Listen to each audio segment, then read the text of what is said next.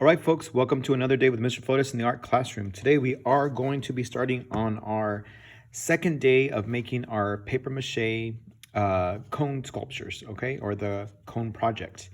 And I did tell you I am making a gnome. So I already used my plastic cylinder. I already taped on my cone from using that folder. And today we are going to be adding what's called the plaster cloth. Okay, so this could also be called paper mache because it's still the paper mache is French for the art of paper sculpting or paper making, but plaster cloth is a very easy way. What happens is that it hardens once you add water to it, and you see this texture of those little tiny holes. Well, I'm going to show you how to get rid of those little fabric holes by adding water to this. I'm going to tell you some easy steps and then also some don'ts, all right? So that way you're not making a mistake and you are successful with your project. So today you are going to needing a pair of scissors, and you should have a bucket of water at every table. You're also going to have a tray with the plaster cloth, and also you need a rag so that we can clean your hands and any spills or messes that you may have. You're also going to have a plate to collect any water or dust that accumulates from the plaster cloth. And also you're going to be putting your name, or I am, right on the edge of the plate. Let's go ahead and start. So this time, instead of making little tiny pieces, you're free to make a larger piece, not a giant humongous one, because then it won't dry and it'll be lumpy. So I'm going to teach you how to do this. So you simply put it into the water. You have to immerse it all the way. When you take it out of the water, you get 2 fingers. That's very important. 2 fingers, and take off any excess. Don't squeeze it super hard, just enough to take off the excess water. Okay, because if you have too much water on your sculpture, it's going to be very lumpy and just water all over the place.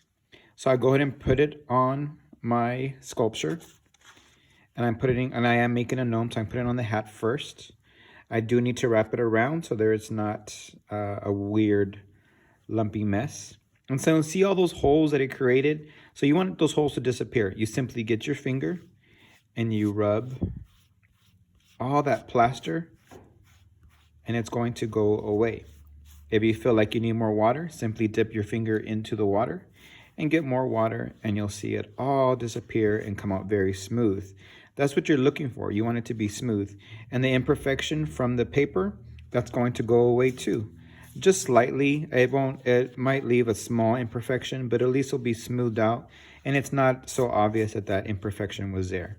And as you can see, all of those little tiny holes from the cloth are disappearing from me using my finger and just simply going back and forth. Okay, don't use your whole entire hand and go like this, because it will get clumpy, messy, and you don't want to get all dirty.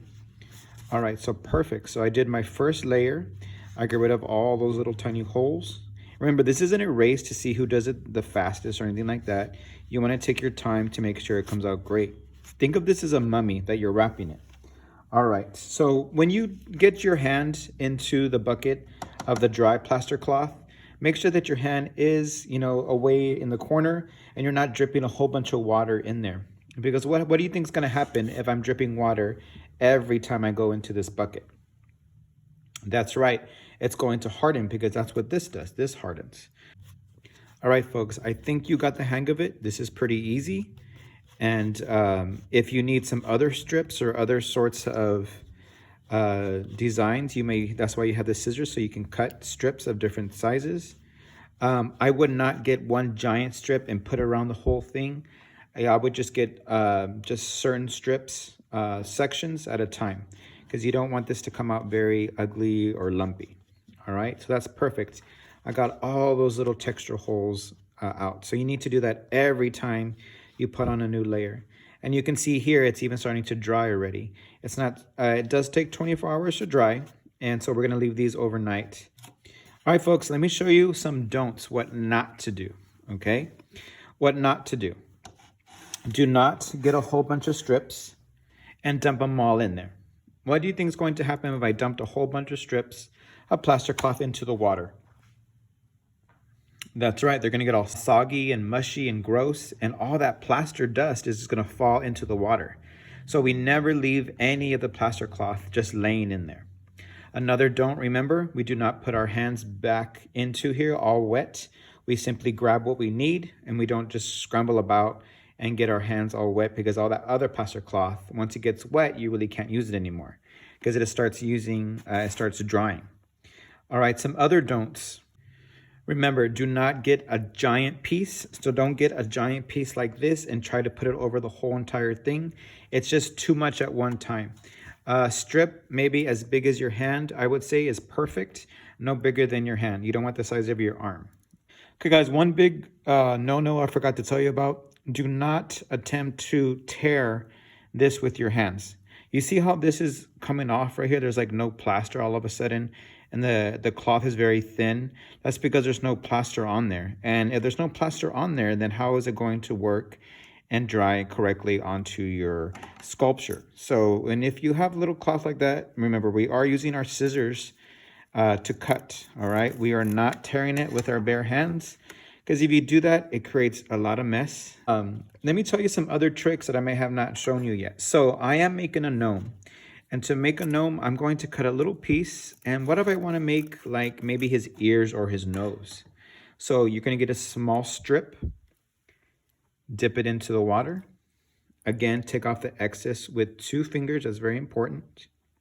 And I'm going to scramble this or crumble it up into a ball. Go ahead and let that little excess water drip in there. And I'm going to make a little nose come out for my little gnome face. And you can also sculpt little pieces on here. So say you were making a castle and you wanted to put little tiny bushes or maybe some greenery, you can do this as well. So you can create small textures with the plaster cloth. And there is my nose for my gnome. All right. And it will dry and harden and it will stay on there. You don't need glue or anything like that. Perfect. So that's a little tip and trick that you can use. All right. All right, folks, for cleanup time. Again, you leave your sculpture upright so it could dry. You don't have to put plaster cloth on the bottom because no one sees that and your sculpture most likely is standing up. Your scissors, since it is COVID and we're not supposed to be sharing, I am going to have a tub of water in the front, and you're going to leave your scissors in the water, and it's going to be soapy water. Because if I have plaster cloth, if we were using it, that plaster cloth is going to harden in between the scissors, and you don't want that. So we're going to leave it in the water, all right, up front, so that way it can soak in soapy water and be clean for the next class. When the next class uses it, they can simply dry off the scissors with the rag that everyone's given. All right. Everyone is also going to clean their desk area, and no cloth should be left into the water.